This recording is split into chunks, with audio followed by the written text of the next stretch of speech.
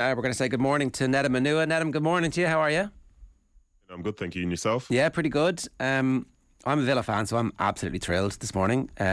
Nathan likes Liverpool, so he's also pretty happy. And I'd say the Man City fans are absolutely delighted with life. Because if anything was going to derail you, it was going to be a sending off in one of those games, and maybe you lose it, but actually last minute penalty and Erling Haaland steps up. Thanks very much. You know what? I do support City, but I can't take you saying you. I'm not part of that. As an ex-player, I can't be part of it. Okay, fair enough. I played anyway. Fair enough. In regards to that, you see that City looked very comfortable before the red card. Then the red card came, and you sort of wondered, because Fulham are a good side. Obviously, they were missing Mitrovic and Cabano, but you're thinking Fulham, for a good footballing side that they are, they're probably going to try and take it to Man City more. But in fairness to City, I think because they almost felt they were wronged by the red card, and if you lean blue, you'll think it definitely wasn't a red card. If you lean any other way, you're probably thinking it was. But what they did, they continued to sort of be progressive and play the game the way that they wanted to. I think the stats from half-time, so the red card was after 26 minutes, and at half-time, Man City had 72% possession, and at the end of the game, they had 71. So they really believed in what they were trying to do, and they made so few errors. Then the fact is they were very much in the game. And then when you can bring on like a Phil Foden and Erling Haaland, but then still have a Kevin De Bruyne out there, you're always going to be in with a chance. So I think a lot of City fans left that game feeling very happy, because the team showed a bit more than, say, what they usually show, because they had to show significant fight, because they weren't the underdog, because they were playing at home, and it was against a newly promoted side. But the way in which they did it was very, very impressive, because when you're down to 10 men, the easiest thing to do in the world is just to be playing channel balls and just trying to play for territory. But in fairness to them, they tried to control the game the way that they normally do, and they ended up getting the result that they think they deserved. Pep Guardiola obviously decided not to rush Erling Haaland back from the start, put his faith in Julian Alvarez again. So Alvarez came in from River Plate, and there was an expectation initially, I think, like a lot of these players, he'd go off on loan for a couple of years and get a lot of game time maybe over in Spain or at one of the other Manchester City clubs. He's kept him here, he's playing some matches. What was his performance like, and is he not anyone's a potential rival to Erling Haaland? Is he a straightforward replacement for Haaland, or could he potentially play up front with Haaland? I think he can play up front with him, but he's completely different. Like, firstly, he's half his size. That's how it looks. So that's a whole different way to play. But I think he has some similar traits, because firstly, he's a good finisher, and I think secondly as well, as is the case with people who play up front for City, you're not going to get a ton of touches, but you still need to make the right runs. And I think in Alvarez, he does that very, very well. He's very persistent. He'll go and press. He'll continue to make the runs. And he won't just be once and then throw his arms up and say, why are you not playing me in? Like, he'll continue to do it. And I think when they went down to 10 men, his role was important, because that overload can be in the wrong areas unless you have a striker who's willing to occupy two centre-backs, in which case you're kind of man-to-man everywhere else. So I think he did a very good job of that. He stayed patient, made the right runs, created a few opportunities off the back of that. And then even for his goal before they went down to 10 men, I think it was a great run in behind. It's a great ball by Gundogan and a good finish. You want to go out there and score, because everyone thinks that when Haaland's out there, he's going to score. And I think if you can have any sort of feeling like that around him when people see him, then it'll be great, because he played so well. But then as soon as Haaland was standing on the sideline ready to come on, you felt like an energy change in the stadium. But Alvarez is definitely on the road towards being trusted more by those Man City fans. But unfortunately for him, it's hard to get a game when the other guy's already on 20 goals already this season. But he seems a good sign, and seems like he can develop. And the crazy thing is, we also forget him and Haaland are a very similar age, so they've got probably the best years ahead of them to come. Did De Bruyne dive for the penalty? I don't think he dived now, because if you look at it, Anthony Robinson, I think it is, he knew. So he's not really tried to really kick him, but he has caught him. And I think if he hadn't, I think Robinson would have been complaining a bit more. So it looked like he'd got his ankle a little bit. And it was good. It was a great bit of movement by De Bruyne. And I think ultimately, as somebody who would complain every time I felt I was wrong for a penalty, I think the reaction of the defender kind of says more than maybe we saw with our own eyes. Yeah, I thought when I was watching it live that it was a penalty straight away. There's definitely some contact. The more you watch it back, you look and think, is there enough contact that De Bruyne can spin around and throw himself down like that? Probably not, but it's in injury time at the end of the game. If the defender touches you like that, every player in the world is going down. And I think, as you say, the defender's reaction was interesting. Just on Jack Grealish, I saw him getting a bit of criticism again for his performance at the weekend, and We're only a month on from, say, the Manchester derby, where he was unbelievably good and really set the tone from the start for Manchester City. We're, in the next couple of days, going to start getting all the World Cup squads. And I just wonder on Grealish and, say, Phil Foden as well, who maybe, except for the Manchester derby, is also not quite hit top form this season. Do you think that's impacting on players, the fact that the World Cup is coming and they want to be a big part of it? Maybe even going back to our Liverpool chat and somebody like Van Dijk, with the injury problems he have, do you think it's a factor in players' performances at the moment that they're thinking, I don't want to get injured, I just want to keep things steady until I get to Qatar? I don't think so, no. I don't think so. And the reason I say that is because, football folk, we're very simple. We see what's in front of us and we do our best within that. So if there's a training session or a game, like, you go 100%. And for those players who'll be going to the World Cup and being significant parts of it, they didn't arrive at that point from picking and choosing their moments. They will be trying, but there will be lapses in form. There'll be selection issues, like Phil Foden, I think, in the last 3 games hasn't started for Pep Guardiola, which must be really frustrating him because he's like obsessed with winning. So I think the World Cup itself, it'll become the biggest issue the moment the games on next weekend are done. And I think as well, if you have a manager, say Gareth Southgate, if he had a thing where he said you have to be playing in 90% of your games for your domestic side and be scoring X amount of goals, and then that's why you'll be selected, then that's one thing. But for these players, Southgate could say he likes them whether they're playing well, playing badly, not playing, or playing every single week. So for them, they can just really focus in on their club football, because the season doesn't end on Sunday next week. Doesn't end on Sunday this week. They will play in that game and they want to set themselves up to be in a great position to kick on in the second half of the season. So for them, if they're lax in any particular way, they'll be out the team by the time they come back. Even if they could go and win the World Cup and come back and see that the place isn't there. And that's due to the competitive nature of, say, some of those positions that they're in. So I don't think people are really thinking about the World Cup like that. I think we're thinking about it more from the outside because we're seeing the sort of bigger picture. But as soon as the ball's kicked, it's a different sort of setup. And I thought that, especially watching that Arsenal versus Chelsea game, for anyone who saw that, that was such a passionate London derby, tackles flying in everywhere, real anger, rage, frustration, everything going on.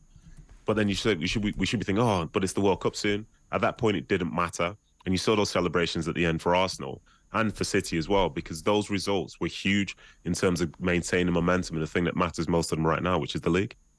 Let's talk a little bit about Arsenal. They're starting themselves to believe that they are title contenders, and they're bringing a lot of people with them. I think we were sitting in the studio over the last week or so. Nobody really expects Arsenal to maintain their talent for the rest of the season. I wasn't sitting here when that conversation was happening, by the way. and no, he wasn't, in fairness. He's been on the Arsenal bandwagon since the start.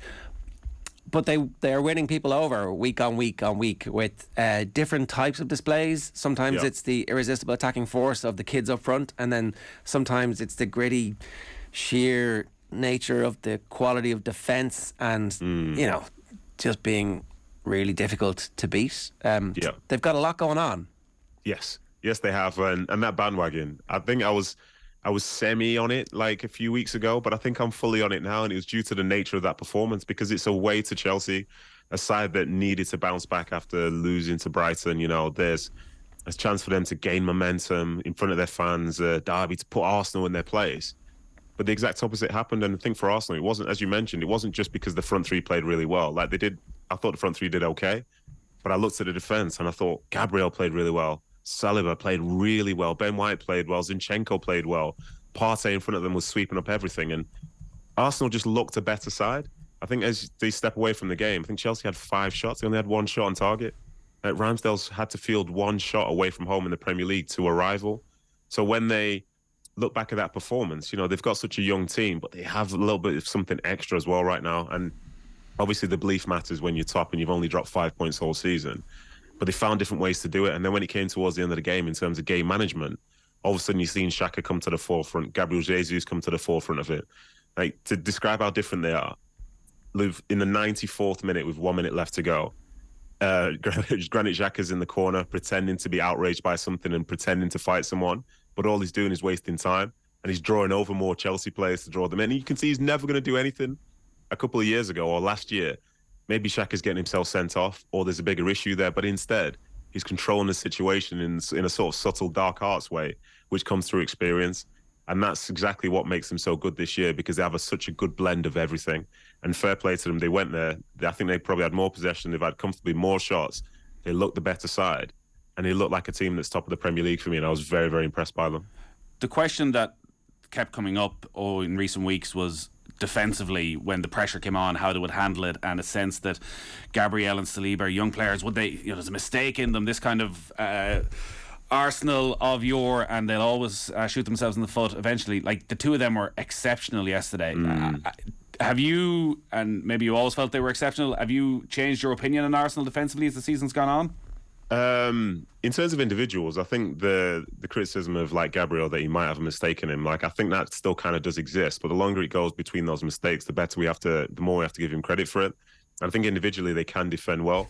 In this instance, I thought Saliba was very, very good. Like, I thought he was very good yesterday. But then they also have the backing of someone like a Ben White, who's bombing forward on the right side, but then has defensive tendencies as a centre back out there as well.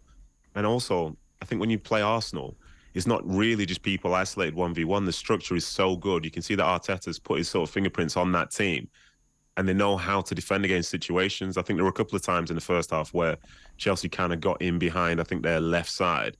But then there were bodies that were always coming in to sweep in the right spots. And outside of that, a cross coming into the box, everyone's in position. Partey's in there, Xhaka's in there, and they're set to go and try and hit a counter-attack and stuff like this. So you need to be able to take your chances when you play against them. But in terms of goals that they'll concede, they don't look like a team's going to concede loads of really silly goals.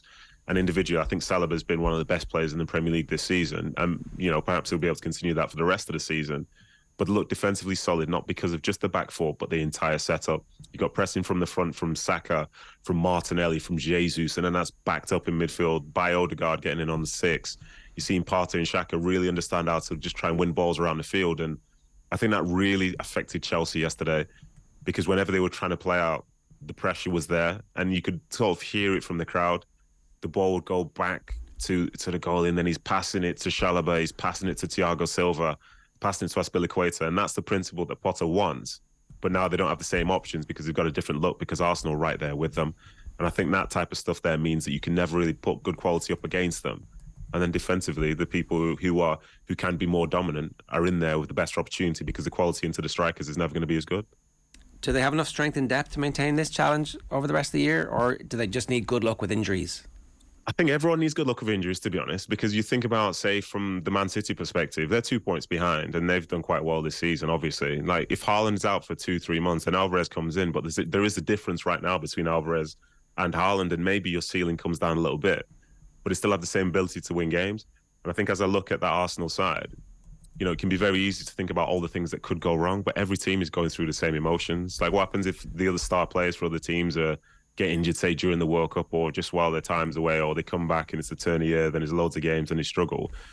The depth, it might not be the same, but then in the same breath, like, there are players who play in that side who will finish their careers with 700-800 games, and it's not going to come because they can only play in half the games in any particular season. So I have a belief that even though some of them might drop out, they've still got enough quality to be able to win games, because they have a structure in play which makes perfect sense. Like when Zinchenko's coming off yesterday, and then you're bringing on bringing on Tierney, a Scottish international.